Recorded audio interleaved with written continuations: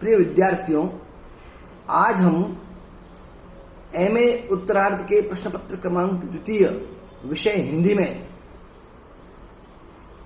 निर्धारित बिहारी रत्नाकर पुस्तिका के दोहा क्रमांक 40 से लेकर 50 तक का अध्ययन करेंगे। कविवर बिहारी लिखते हैं, देह दुल्हैया की बढ़े, ज्यो ज्यो जो बन ज्योति, त्यों त्यों लखी सौत्ये सबे, बदन मलिन दुति होती। अर्थात जैसे जैसे नई दुल्हनिया के शरीर में यौवन की ज्योति बढ़ रही है, जैसे जैसे जवानी आ रही है, जैसे जैसे उसका सौंदर्य बढ़ रहा है, वैसे वैसे उसे देखकर उसकी सपत्नियां, उसकी सौते मलिन द्युति हो रही है, फीकी आभा वाली हो रही है, उदास हो रही है, निराश हो रही है। अगले दोहे में बिहारी लिखते हैं, जगतु जनायो जिहि सकलु, सो हरि जान्यो नाही, जो आँखिन सब देखिए, आँखिन देखी जाही। कहने का आशय यह है कि जिस परमात्मा ने हमें सारे संसार का अनुभव करवाया, सारा संसार जनवाया, महसूस करवाया, उस परमात्मा को हम जान ही नहीं पाए। जिस प्रकार से आंखों के द्वारा सब कुछ देखते हैं लेकिन इन आंखों को नहीं देख पाते, उसी प्रकार परमात्मा के सही आशीर्वाद से, परमात्मा की कृपा से हम सारे जगत को महसूस करते हैं, लेकिन उस परमात्मा को ही हम भुला बैठे, उसे पहचान नहीं पाए। अगले दोहे में नायिका के सौंदर्य का वर्णन करते हुए बिहारी लिखते हैं, मंगल बिंदु सुरंगु, मुख शशि केसरी आड़ गुरु। नायिका ने लाल बिंदी लगा रखी है, यह लाल बिंदी तो मंगल है, और उसका सुंदर मुख, गोरा मुख जो है वो चंद्रमा है। केसरी आड़ गुरु, उसने केसर की जो आड़ बना रखी है वह गुरु है, बृहस्पति है। एक नारी लही संग, एक नारी ने इन तीनों को एक साथ लेकर के, प्राप्त करके रसमय किए लोचन जगत, नेत्रों के संसार को आनंदित कर दिया। कहने का अभिप्राय है कि बिंदी, गोरा मुख और केसर की आड़ से सुसज्जित नारी देखने वाले की आंखों को आनंदित करती है। इसका ज्योतिषीय अर्थ यह है कि जिस प्रकार एक नाड़ी में मंगल, बृहस्पति और चंद्र तीनों स्थित हो तो पूरी सृष्टि में जल ही जल हो जाता है, अतिवृष्टि होती है। उसी प्रकार मंगल रूपी बिंदु, केसर रूपी गुरु और मुख रूपी चंद्र से युक्त होकर नारी ने इन नेत्रों के संसार को मुक्त किया, आनंदित किया। नायिका ने अपने चेहरे पर डिठौना लगाया है, डिठौने के कारण वह नायिका अत्यंत सुंदर लगने लगी है, लेकिन उसका मुंह गोरा चंद्रमा के समान है और डिठौना ऐसा लग रहा है जैसे चंद्रमा में स्थित कलंक, चंद्रमा में स्थित दब्बा।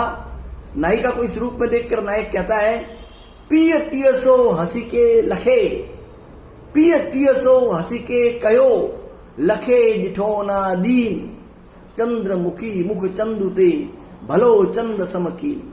अर्थात प्रियतम ने अपनी स्त्री को डिठौना लगाए हुए देखकर हंस करके कहा कि हे चंद्रमुखी, तूने अपने मुख को अब पूर्ण रूप से, भली भांति प्रकार से चंद्रमा के समान बना दिया है।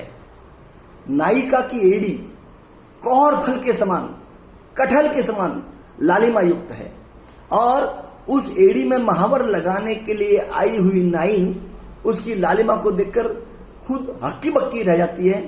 कवि बिहारी लिखते हैं, कौहर सी एडिनु की, लाली देखी सुभाई, पाई महावर देई को, आप भई बेपाई।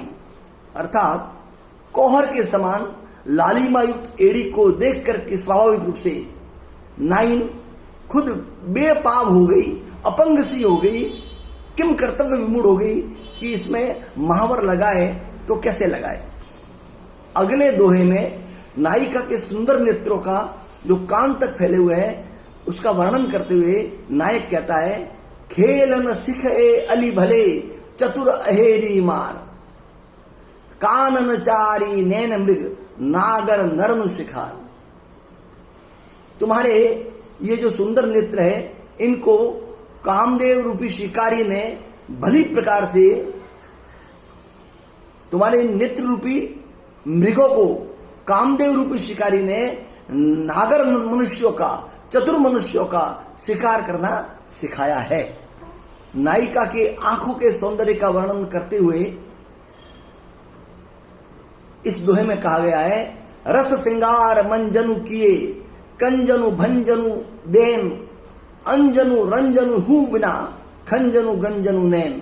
अर्थात श्रृंगार रस में गोता लगाए हुए तुम्हारे ये सुंदर नेत्र कमलों के अभिमान को भंजित करते हैं, और बिना अंजन से रंजित होकर के भी, बिना काजल से सुसज्जित हुए भी ये नेत्र खंजन नामक पक्षी के गर्व को, घमंड को चूर चूर करते हैं।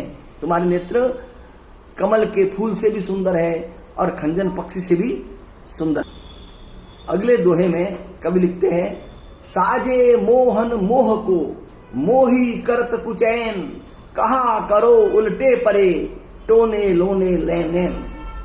साजे मोहन मोह को मोही करत अचैन, कहा करो उल्टे परे टोने लोने नैन। कवि कह रहे हैं, नायिका की सुंदर आंखों को देख करके नायिका स्वयं कह रही है कि मैंने इन आंखों को श्री कृष्ण को मोहित करने के लिए सज्जित किए थे, लेकिन मेरा यह टोना उल्टा पड़ गया और कृष्ण को मोहित करने के स्थान पर ये नेत्र स्वयं कृष्ण में मोहित हो गए।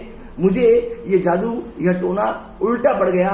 मोहित तो मैं कृष्ण को करना चाह रही थी और कृष्ण के सौंदर्य को देखकर मोहित मेरे नेत्र हो गए। विरह से संतप्त नायिका की मनोदशा का वर्णन करते हुए उसकी सखी कहती है, या के उर औरे कछु लगी विरह की लाई, पजरे नीर गुलाब के पिय की बात बुझाई। यानी इसके हृदय में विरह की एक विचित्र आग लगी हुई है, एक अजीब आग लगी हुई है, जो गुलाब जल के छींटों से और फैलती है और प्रियतम की बात रूपी हवा से बुझती है। अर्थात जब कोई शीतल उपचार करते हैं तो इसका विरह और अधिक बढ़ जाता है, और जब इसके प्रियतम की बात करते हैं, बात रूपी हवा चलती है, तो यह आग शांत हो जाती है। रूठी हुई नायिका को बड़ी मुश्किल से सखी मनाती है, लेकिन इसी बीच नायक तीसरी नायिका की, अन्य नायिका की चर्चा कर देता है, उससे वो फिर रुठ जाती है। तो नायिका की सखी नायक को कहती है, कहाँ ले हुगे खेल पे तजो अटपटी बात, नेक हसोदी है भई मोहे सोहे खात। अरे तुम इससे खिलवाड़ कर रहे हो, तुम इसको छेड़ रहे हो, इससे तुम्हें क्या प्राप्त होगा? इसलिए इस अटपटी बात को, इस व्यर्थ की बात को, फालतू की हरकत को छोड़ दो।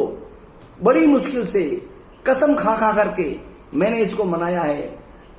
भौहें सोहे खात, इसकी भौहें सौगंध खाने के बाद नेक हसोदी है भाई, बड़ी मुश्किल से थोड़ी बहुत हंसने वाली बनी है, और तुम फिर इसको अप्रिय जो नायिका है उसकी चर्चा करके इसको रुष्ट कर रहे हो।